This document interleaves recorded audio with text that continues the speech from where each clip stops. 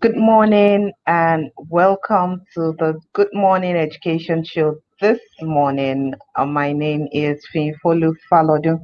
It's a wet morning. It's a very cool morning. And it rained like from early morning into the this morning.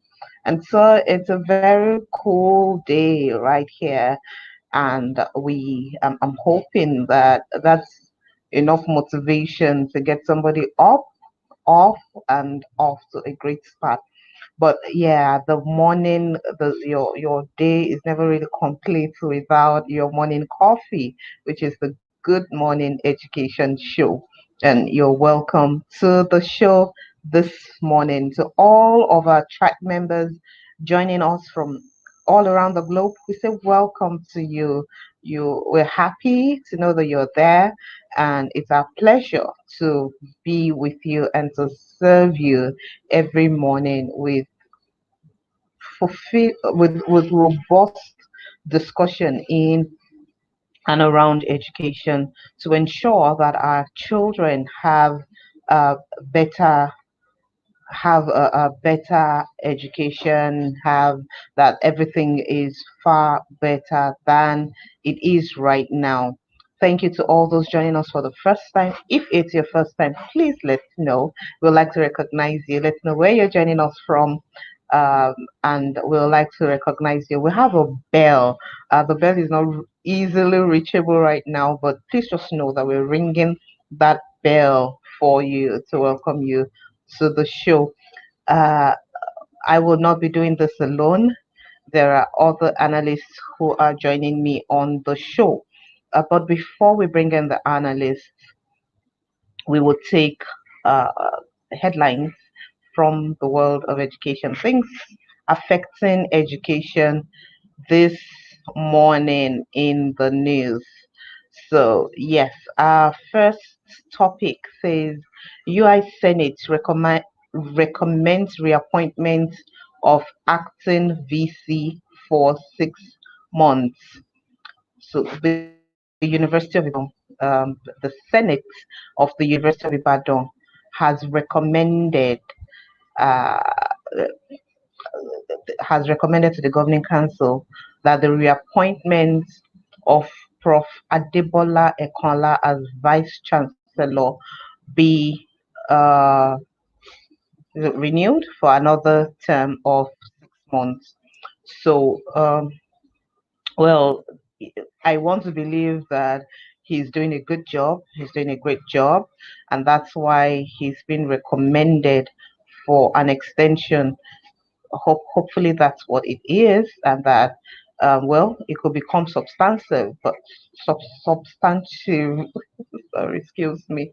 Uh, we're hoping that, well, this would serve as maybe the opening or the forerunner for smooth administration of our institutions as against what we've been having in recent times.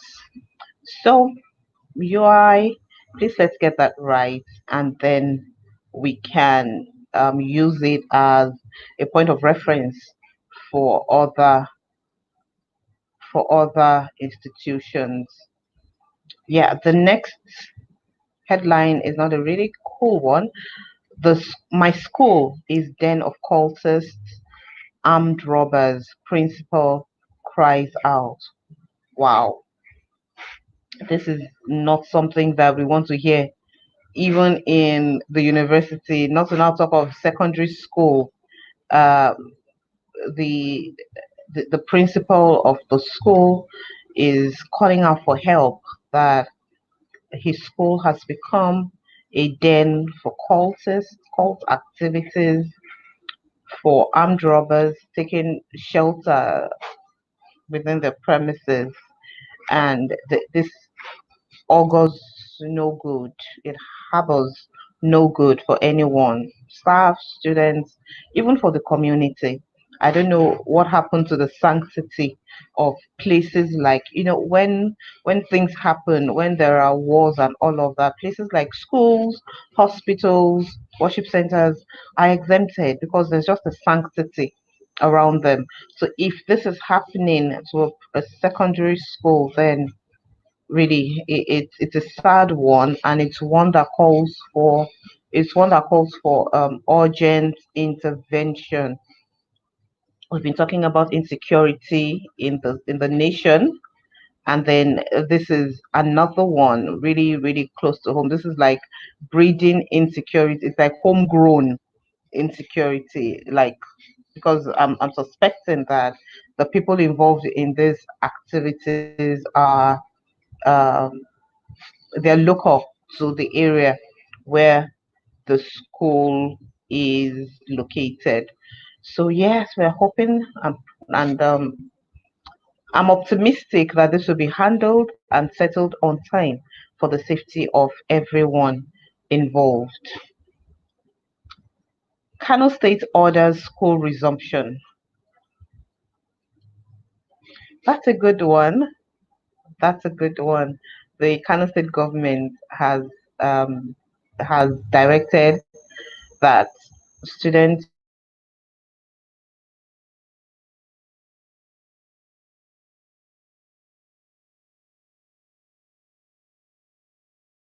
should return to school the Eid al-Fitr holiday. Well, it says that the directive did not cover the 36 boarding schools that were ordered to be shut early on security grounds. So, considering that they have this high rate of insecurity on ground, is it safe for kids to return to school now? The boarding schools are still, well, there's nothing direct about them yet, but for the day students, which I think is they're more open or more susceptible to this, because on their way to and through school, anything can happen. We pray nothing happens, but really, before asking students to go back to school, that security aspect has and needs to be covered. Yeah. Uh, and the last headline we have this morning: ASU joins NLC strike in Kaduna. That is one S letter word that nobody, no student, no stakeholder likes to hear. Strike. Um, the Academic Staff Union of Universities in the Kaduna State chapter has asked its members to join the ongoing warning strike by the NLC in Kaduna State. Whoa, I don't even know what to say. What else to say about this? We have talked a lot about strikes, about avoiding them, about the parties meeting themselves somewhere halfway at least. And with the NLC strike already, that is shutting down a lot of things in the country. Power was said to be shut down, points, and then we know what NLC strike can be like. It's like crippling the country. And then, well, while students who just came back from the COVID lockdown are getting back to school and settling in again, we do not want ASU joining the strike or any strike at all. So uh, I feel exhausted actually this morning with that news, but we still hold on to hope and say and hope that something is done and that this is not allowed to escalate beyond what it really should be. Yes, so with all the headlines covered, we are going into our discussion for today. The topic for today is I don't want to fail. I don't want to fail. That feels like a cry for help. It feels like maybe a desperate plea, maybe a frustrated plea, or maybe it's just a determined statement. I don't want to fail. This morning, we would be looking at motivation. What's the motivation for learning? Why do we even need to go to school at all? Is there a reason to go to school? What's the purpose of education? Why do we have uh, why are there schools? Why do we have to go to schools? Why do parents drum it in the ears of the children and say, oh, you have to go to school? And so I'm asking myself, why did I desire an education? Why did I want to go to school? What's the motivation? So for some kids, the motivation is, well, maybe they've been properly schooled by their parents and they've been told, oh, you see, education your stairway, is your stairway to fulfilling your dreams, achieving greatness, being uh, who you desire to be, contributing to the society, being a big person, having name that people know. They probably have been told all of that. But then another reason is, why do you want to be known? Why do you want to be a solutions provider? What really is the motivation? So that's what we're considering this morning. Is the motivation for education the fear of failure? And what exactly is failure? Why are we so scared of failure? What's wrong with failure, by the way? I think that's something we should also be talking about at some point. What's wrong with failure, by the way? If I tried something now and it doesn't work out, or I try something now and I'm not successful at it, does that make me a failure? Does that interpret to does that interpret to me not being uh, uh, intelligent enough? Does it mean that I have let down myself, or maybe my family, or maybe uh, those who care for me, or who care about me and who have invested into me? For quite a number of children, we see them in school, and even for students in higher institution, the race is a competition. Well, it's a race, so it's a competition. It's a thing to prove. Yes, you hear things like, oh, my school fees is not going to waste, or what my parents paid for me is not going to waste. Parents say things like, oh, I can see the result of my investment in my child. And in a way, the children see that as the sometimes that is all the motivation there is to stay in school. Like, oh, my parents are spending this amount or this much on me. I can't afford not to give back to them what they're investing, or I can't afford not to uh, reciprocate or give them the dividends of what they are spending or what they are investing in me. And so they just go through school, just breeze through. For some of them, learning is a lot easier, or absorbing things is a lot easier. So they can cram and give back to the teacher what has been given to them. For some of them, they would study a little harder to be able to justify the amount being spent on them to remain in school. And for some, they really, really have a quest and a thirst for knowledge. Some are there because, well, my friends are doing it, then why shouldn't I? Some are there because my parents said so. So you ask them, why really? I was talking to a young lady recently. She's an undergraduate in one of the universities, and there was a fear about her dropping out of school. Like, there was a possibility that she might have to drop out of school.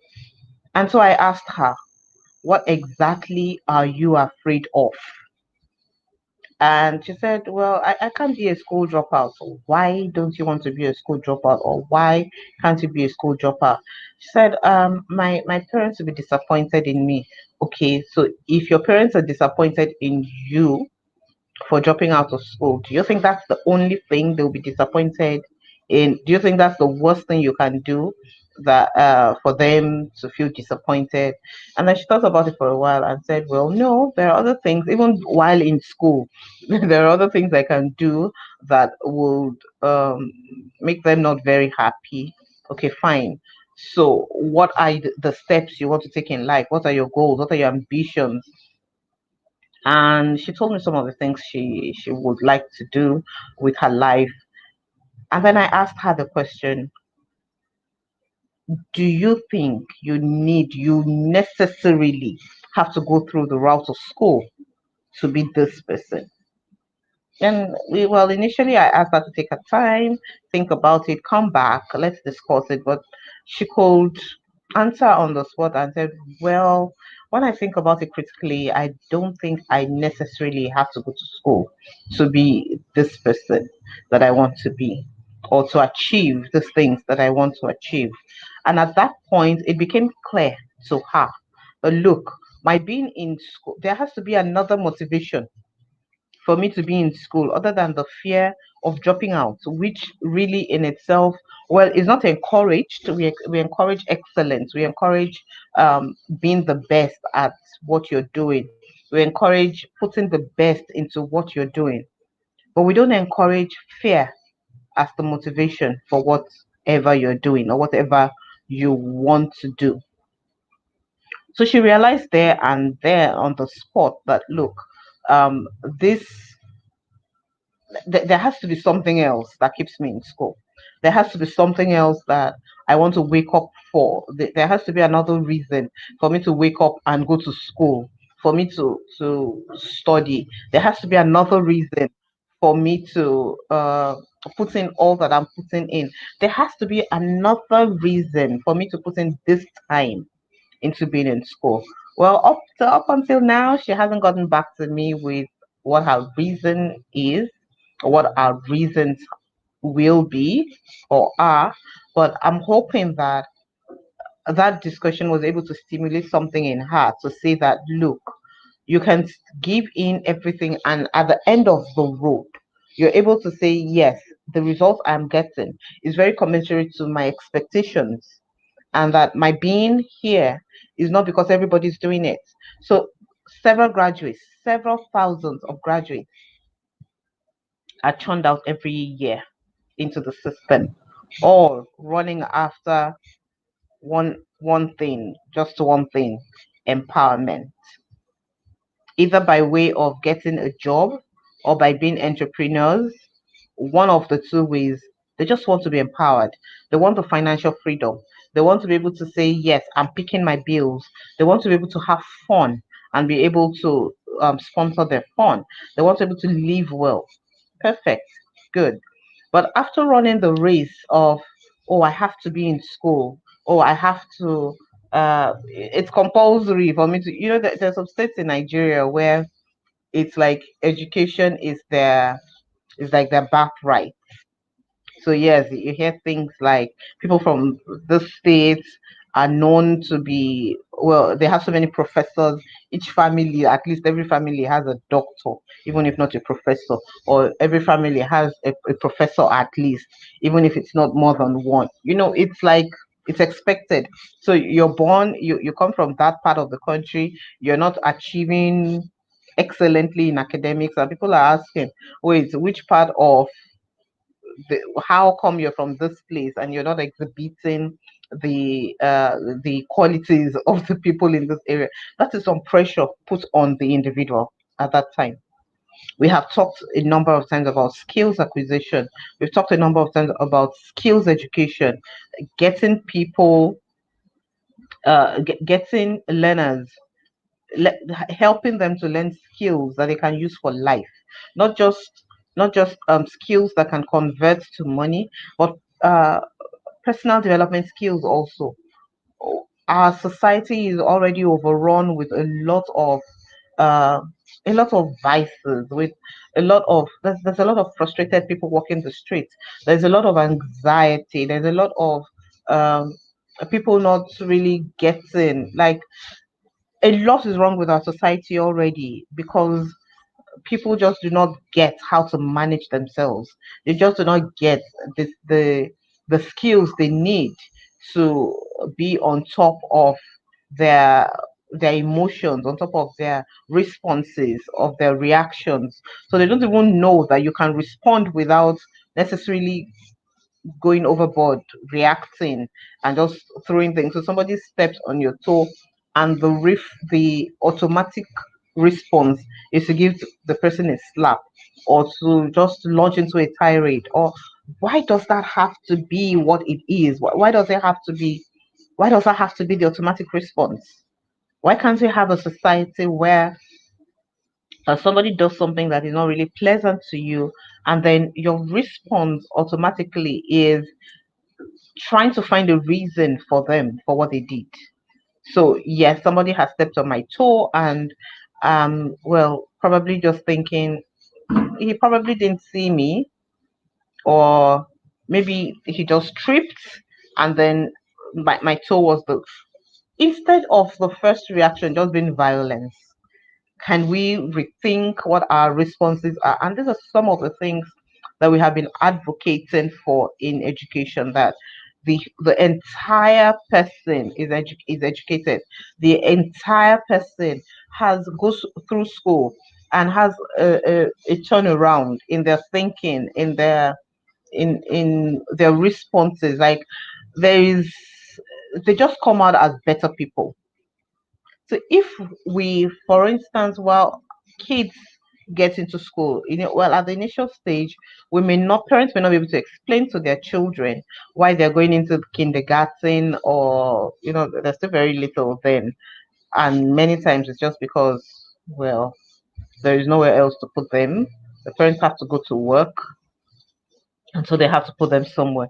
So we see kids going into school now from as young as 1 year, some even earlier, daycare, because the parents really have to work, or their mothers especially have to go to work. Not a, it's probably too early for that kind of separation, but as the child grows older, as the child is able to understand concepts, can we have a sit down with them and explain to them the reason for education? Why are you in school? If you came back tomorrow with a test result that is not um, really what is expected, you're still my fantastic, fabulous, amazing son. If you came back tomorrow and flunked a test, or an exam, or an entire exam, or you have to repeat a class, yes, daddy was not going to be very happy, but you're still my princess. So they know that their or their motivation for being in school is diverted from the fear of failure. They're not, it's not, that's not what is keeping them in school. And then, the people have essentially two types of motivation. You're either motivated intrinsically, internally, or extrinsically, externally. So for some people, well, you can't take away the fact that their motivation is going to be, well, because everybody is going to school, so I'm going to school. I see uniforms, I see the way they speak, I hear the way they speak, I hear it just feels cool. Everybody's going, so why don't I go? Or I've seen people attain positions that are enviable. I have seen this person become the MD of this, or the CEO of that, or they have created their own business. They're running solutions for this, and it's the environment can the environment can influence. That's the external environment can influence people into being the best, into attaining for high ground, which is not a bad thing. If that is their basic form of motivation, then as parents, as educators, as caregivers, there's a need for us to also help them. That's the basic, that's the primary form of motivation, but we could also help them develop the intrinsic motivation, so that when all of the other things in the environment are not there, or where the motivation from the environment is not positive, or the environment is just not giving them enough, the external is not just giving them enough, then they can look inwards and draw on inner strength and say, okay, so for this reason, I want to achieve this for myself. I want to, I see myself, I picture myself in this place. They can then take that and use it as their motivation for learning. And for those who really are already, they already have their internal motivation on lockdown. They already know what, there are kids that at 4 years will tell you what they want to be, what they want to do. And as they grow older, you see them continue to repeat the same thing. You see them continue to exhibit certain um, behavior. You see them speak in certain ways that align with what they have said they want to do. So they're consistent. They they're they're certain, they're sure, and everything they need to do, you don't even need to tell them. They get back from school, there is no need, there is absolutely no reason to have to shout and tell them, oh, you need to pick up your books, you need to do your homework, you need to do your assignments. They already know and they enjoy doing those things, or even if they don't enjoy doing it, they know how to discipline themselves to say, this is my study time, this is the time for my homework, this is my play time, this is when I do this, or this is when I do that. They already have on the inside, they're motivated to work towards a particular goal. So yes, their parents could, they could have seen something through their parents or in their parents, and they feel, oh, if my dad has been able to achieve this much, then I also want to do this. So you see families, for instance, that are known to be law families. Everybody, both parents and all the kids, are lawyers. Or you see a family where it's, you just know that this is a business family. Everyone in the family has a solid hang on business, on entrepreneurship. They get things done. When they do, when they set their hands to anything, they get it done and they get it off the ground. You see families that are engineering families, so all they do is get towards engineering, and they're performing wonderfully at it. For some people, you may not like the monotony, but it doesn't take away the fact that, or we shouldn't shy away from the fact that one person, at least in that family, is motivating others to reach for height, is motivating others to say, yes, I can also be this, I can also do this, I can also, we can then come together to be a very formidable force in this field. Take it, own it, and be the master of it. It's it's something that, um, yeah, it happens. It could be their internal motivation within the family. So, yes, this morning we're seriously considering and looking at why children should go to school. Why should they be motivated to go to school? And at this point, I would say that um, the school system, the teachers could be could also help students find their motivation for learning. So motivation alone uh, can determine whether somebody passes or fails, and determines whether they pass very well or they fail very well. If a child is in school simply because, children have this sense of, they have this like sixth sense of, well, they know why, uh they can tell when you're serious or when you're not serious, or when you have genuine interest in them or not. They can tell. So uh the child if the child feels, oh, my teacher really doesn't care, or well, they're just shouting at me. They just lose interest, especially if they really did not see the reason to go to school. Oh, I know my mom is dumping me here because she needs to go for a meeting, or because she needs to go to work. I have had kids say, Miss, really, I don't want to come to school, or I come to school because of my friends. I've had kids say that, and it's heartbreaking to hear children say that. Like, they just know, well, I'm just another thing off. I'm just another item on the list checked off. My parents really can't be bothered to to show more attention, or to give me more attention. So in the classroom, we can have teachers motivate some of, apart from me, well, at a point in my life, finding what my purpose was and knowing that, look, teaching is one thing that I will do with my life, whether I'm paid for it or not. Teaching is one thing I will do. I had teachers that motivated me to be a teacher. I had teachers who, just looking at the way they did their thing, looking at the way they dressed, looking at the way they spoke, looking at the class, the way they handled their classes, I felt, wow, I would really like to be this.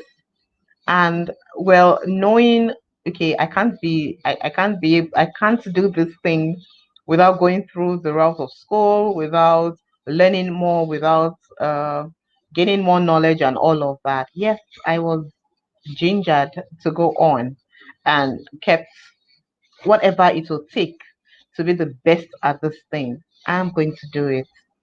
So it's a call this morning to teachers to help, also help the kids see that everything doesn't boil down to a report sheet. Everything doesn't boil down to figures, percentage. Um, See, there are times that teachers say stuff to students that stay with them, and that really is the demotivating factor for the students. So they're saying things like, look at you, you can't learn anything, you can't know anything. Everybody is getting 15 over 15, and then you are getting 2. Is this what your parents are paying for? It could be demotivating for the child, and they just carry that negative feedback on and keep telling themselves, no, I can't do it, no, I can't learn, no, I can't be better. They just take it on. They don't they stop trying. So putting the you leave putting the figures, the alphabet grades. It's an A, it's a B, it's a C. Putting it ahead, putting it on the front burner, sometimes is not the best way. In fact, I don't think it's ever been the best way, or way at all, to keep students motivated or to keep them going. Um, have I been joined? I'm not sure if I have been joined here in the studio or on the Why are show you this not joining? morning. Okay, so I wasn't too sure if I had been joined.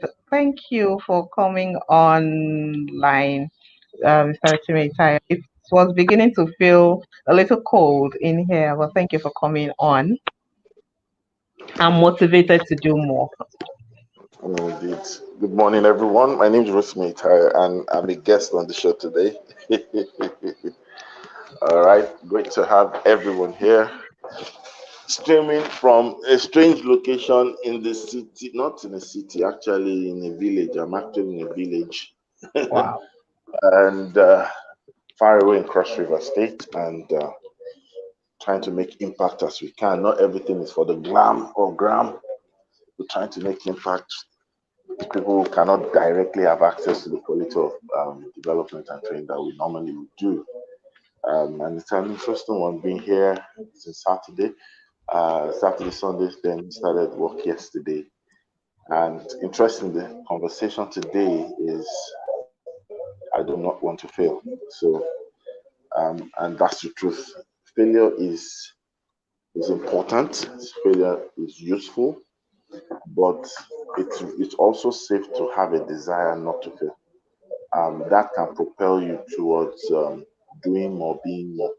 And for educators, once you realize that that's an internal desire, parents don't want their children to fail, the children themselves don't want themselves to fail, then we must take it as a challenge as opposed to taking it or treating it as a fear. Because when we treat it as a fear, because we sometimes have mastery and knowledge of some things people don't have knowledge about, we tend to second guess, we tend to belittle it, we tend to overlook it and say, hey, it's not just that, it's not like that. Math is easy, it's the easiest subject in the world. But the truth is, if we see it as a challenge for ourselves, we will go to the place of, reworking the experience to the advantage of both parties. So failure is a concept in life that we must be familiar with, but at the same time, we must not be satisfied with. Um, and that's just it. Either as an educator in teaching and training, um, or as a student in learning and in terms of performance, or as parents and guardians, we almost understand that failure has itself a lesson on its own. Failure has its advantages, but at the same time, the desire not to fail is not a strange desire, and we must treat it with the level of preparedness and readiness as well. So I think that's my own understanding. I don't know if you have questions, but I'm your guest, so it's you're in charge today. Over to you, Fee. Thank you for that. For giving us your beats on that. And when the show started, one of the things I said is I think we there's a need for us to even dissect failure as a concept. Look at the architecture of failure, like how why do we always portray it as something negative? Sometimes failure could be the motivation to do something better. Failure could be the base to build something much more, something better on. I remember the story of Edison and finding the light bulb and the not the 999 times that he had to try, and not at every point in time he wasn't giving up. It, should we be talking more about harnessing the power of failure in schools? Should we be talking to students about harnessing the power of trying and not exactly hitting it at the first So, try, at the second or third tries? the truth about it is that there is no one size fits all. Failure, um, failure is an evidence of trial, right? To a large extent, you've tried something, that's why you failed. The only problem is that we leave people with limited options. So what happens is if they failed an attempt or they failed in meeting up with criteria over a thing, especially within the academic space, they don't have other options. So the pressure is intense. Think about it. If the only way to advance as a literate person is to advance to the university, then your options are slim. Mhm. Then it puts pressure on you in attainment. Not everyone is academically inclined, but we don't have options and variations where students can find a path to finding themselves or doing some things that still gives them meaning. Do you get what I'm trying to say? The people who represent us at the Olympics, they probably don't have a 9 to 5 job. The people who play for the Yeah. national team, they probably have their 9 to 5 job as the thing that they are doing. So everyone that begins to explore options begin to find the comfort that failure really is a revealer of strength, is a revealer of interest, it's also a revealer of path. Sometimes until you fail at something, you will not ask yourself certain questions. Is this really my path to take? Is this my path to follow? You understand? And we need to sound a note of warning that people should understand that because it's so powerful, we must be mindful how we communicate when people fail. You know, I know some situations many, many years ago when some people write external exams or terminal exams or people in terminal classes. because of their lack of confidence in probably meeting up with the standard, they don't even go to collect results. Do you know that some of these people resign to fate that, you know what, there's another part of life they need to look for? Unfortunately for them, they actually passed. They didn't know, they didn't go back to the school because going to the school to even collect results was a stigma. Because the people that will even give them results will make statements that would even say, we said it, you know, that kind Yeah. of thing. In their mind, they are thinking that's part of adulthood and maturity. That's mere wickedness. It's enough a burden not to meet up with a mark. Then trying to cause it as if it's a stigma or disease. That's another negative thing that some people have to go through. You know, the first time, second time, third time when I was in school, and I'm sure if you put your mind back to memory lane, you remember that you are never afraid of going back home from school. Only the time when you collect report card. You understand? Once Mhm. it's report exam time, so you are not afraid. But report card, and Hmm. sometimes there's so much suspense. It was later that sometimes you're able to calculate, you know, as you advance in SS1, SS2, you pretty much know you know your fate. It's just that there's still the feeling, even though you knew when you carry the letter, you're carrying your execution sentence, you know. I can't forget, I didn't used to fail, but there was a time that I think the school, I don't know, but that's my perception. I think the school wanted to get everybody to sit up because they felt that we were feeling overconfident. You know, most people had lesson teachers, blah blah blah. So our attitude was like, we didn't learn it in class, we go back to the lesson teacher and learn it at home, something like that. In fact, the failure rate of first time SS3, is it SS3 or SS2 thought? I can't even remember.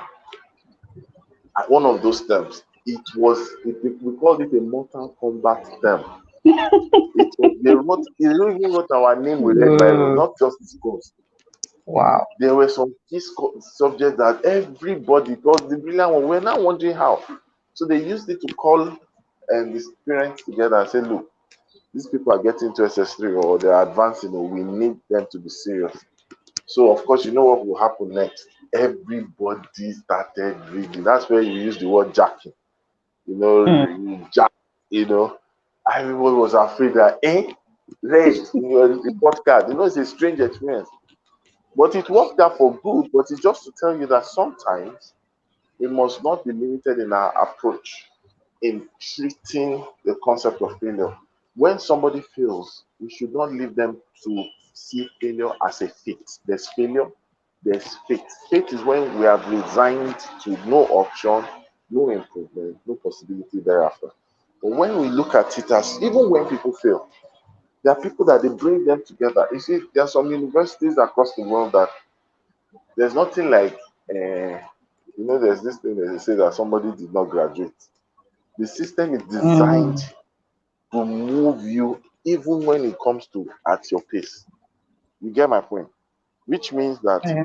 they recognize that even if you don't follow the track with everyone, they must be able to position you eventually one way or the other to finish. So some people have remedial classes, some people have personalized this thing, some people will have their own, they might not finish or graduate with everyone, but they will graduate. They come to your level too because they believe that they are the ones with expertise. You are the ones with the desire seeking expertise.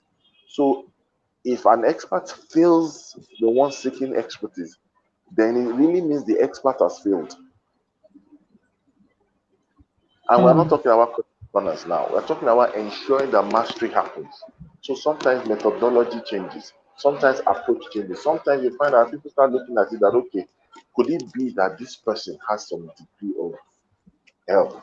And that's where you now see all the value chain within the education space, either from the tertiary to the secondary to the primary, coming. That's where you now see the role of pastoral care. That's where you see the role of a counselor. That's where you see the role of a career coach. That's where you see the role of a level advisor. You know, I don't want to talk too much, but I'm sure you remember university level advisor was not a level advisor for so many people. You understand? Course advisor was not so much of a course advisor for so many people. because they had their other things they were doing. And so to now make it everybody personalized, some people, Mm. it's only when they have carryovers they now look for who they call level advisor or course advisor. Yeah, so yeah, they were the bearers of the not so good news. Yeah, the ones that say, "Oh, you have a carryover," or you're not graduating with your set, or you have an extra semester session or something. They were really they were really not available. I really cannot say that this was my level advisor or course advisor from.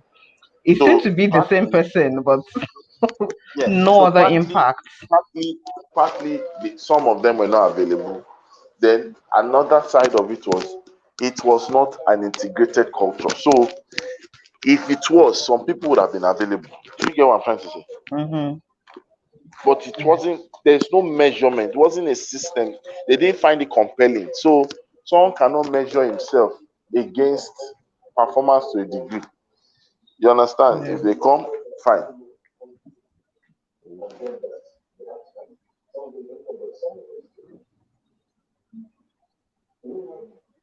Yeah? So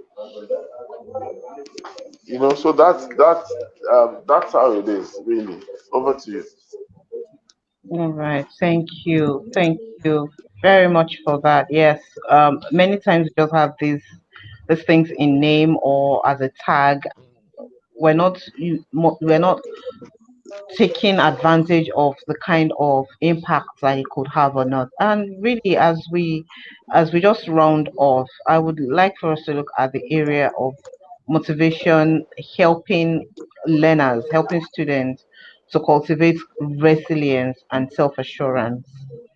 What role does motivation really play in helping students stay resilient in learning, and then having that belief in themselves that, look, fail or pass, it doesn't change the essence of who I am as a person. I can try again, I can bounce back, and I can really be the picture that I see myself becoming. Would you like to say I something on think that, please? Yes, I think that we need to first agree that there is success in failure. So we need to be able to extract that out. Failure is not meeting up with a mark. Oh, I failed to meet up with a distinction, but doesn't mean that I didn't get a B. I failed to meet up with a B, doesn't mean I didn't get a credit. So you must begin to identify how we see the element of success in failure. However, we also must begin to understand provision of options. We need to start finding out options. What do we do when people fail? How do we treat when people, what options can they fall back on when they fail, especially as they advance on major things? There are many things that might not give you a major issue, you understand? But then we must prepare for failure. I think the system only prepares for success. And in truth to be told, if you really want to be strategic, you prepare for failure, meaning that you anticipate what will happen, what might cause failure to happen. And because of that, you prepare. It's a military strategy that people go to battle and they look at all scenarios. They look at best case scenario. Guess what? They look at worst case scenario. So that it's not that they are praying for the bad to work or happen, but they are positioning themselves in such a way that if something occurs and something goes wrong, how do we responsibly move to making sure that we make the best of a bad situation? Do you get? Yeah. And that's an opportunity for us in the education space for people to step into some industries, businesses, that takes care of that. I remember, and I end with this. I remember I heard of a story of a young man who actually had been a victim of exam failure and became very good. And then he decided to set up a center for students who do not meet up with their terminal exams. So anyone that fails things like WAEC Mm. and the like, you know what? Once they just fail, once the family knows that they failed, they just package those children and send to him in another state. He has an Wow. apartment.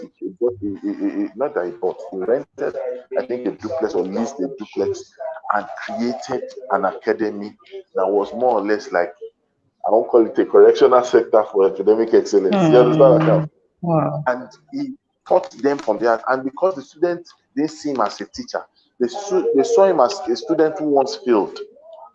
They were Mm. able to, so he was able to meet up with, there are things he didn't even teach them that were academics that you just spoke into their being, fill them with excitement. That's what motivation is not just words of encouragement.